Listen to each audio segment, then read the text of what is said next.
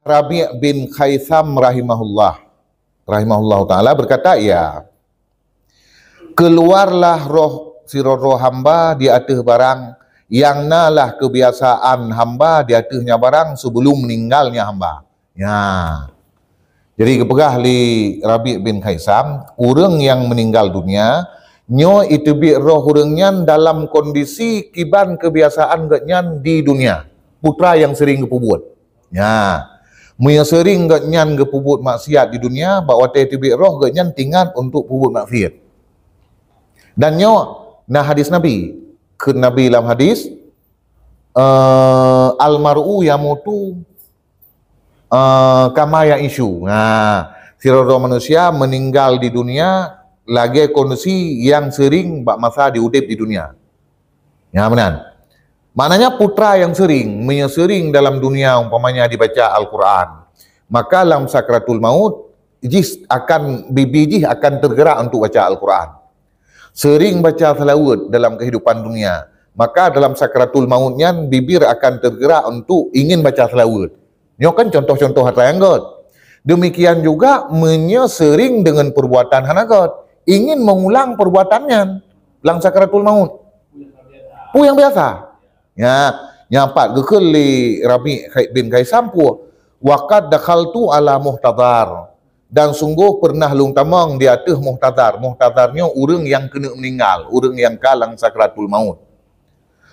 Fakuntu kullama, maka nalah lung tatkala lung ucap la ilaha illallah, gebetalkin bahawa lung ucap la ilaha illallah agar orang yang kena meninggalnya berikut perintah bahasa kitanya yuhsibud darahin, dia menghitung akan uang.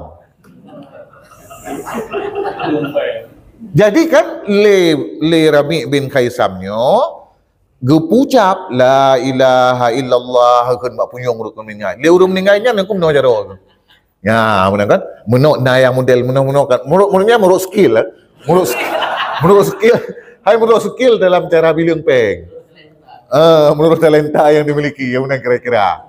Jadi yang perlu kena sampaikan nyo bukti bahwasanya kebiasaan yang sering dilakukan oleh seorang dalam kehidupan dunia nyo yang akan terbawa bahawa te kena meninggal dunia. Maka kondisi yang hanagot yang terbawa, keinginan yang hanagot nyo termasuk salah satu su'ul khatimah. Nah, maka kena video-video yang beredar bak medsosnya, entah betul entah hoaxnya, pokoknya orang yang kena sakratul maut kan lagi bergestur badan lagi baca Quran. Yang biasanya orang-orang yang memang buat dalam dunia iaitu hafid yang betul-betul hafid yang memang menekuni profesi hafid. Maknanya genyan profesi sebagai hafid Al-Quran. Memang hana gepahami ilmu tentang makna Al-Quran, hana dia campuri tentang makna. Ya benar.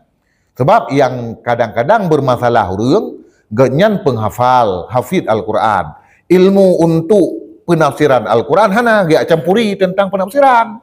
Yang bahaya lah dong. Karuh dia pegah pu yang galak tentang isi Al-Quran. Yang masalah. Ya. Timbullah kontroversi gara-garanya kadang-kadang. Padahal hafai Al-Quran kan sebuah ibadat yang cukup god kan. Yang punya konsisten hinan bak ibadatnya kan cukup rayu nilai di hadapan Allah. Ya.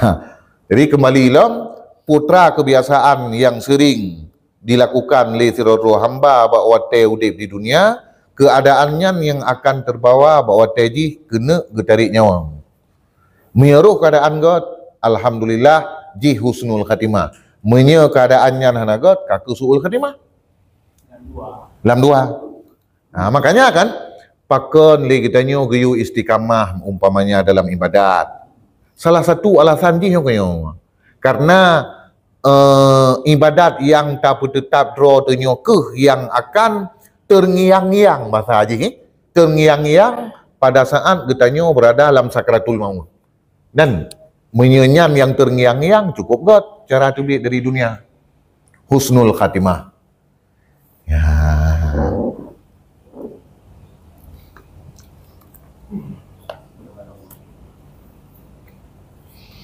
Jadi le ulama sufi yang sampai han tengah-tengah ke bagi ke bagi fikir kata gini.